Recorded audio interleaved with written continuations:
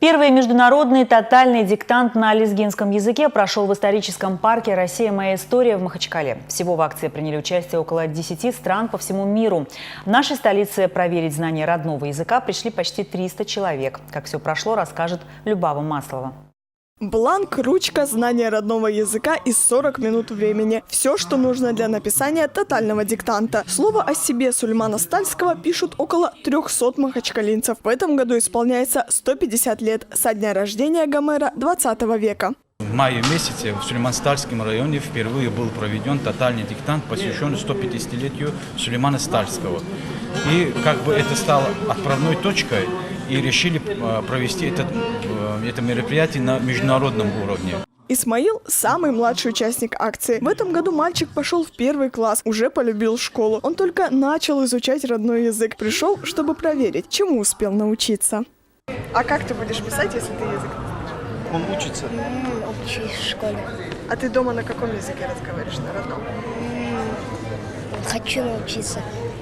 Исабек – будущий биолог, учится в ДГУ. На родном языке умеет и читать, и писать. Молодой человек считает, нация начинается с языка, поэтому не мог не проверить свои силы.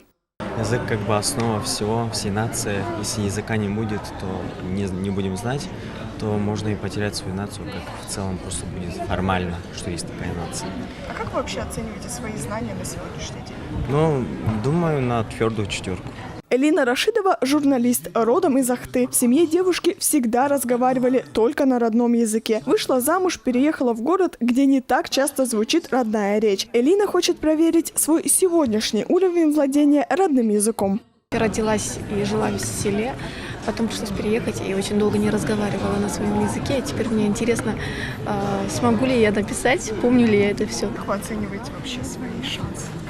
На что надеетесь? Ой, ну я все-таки надеюсь хотя бы на 4 с плюсом.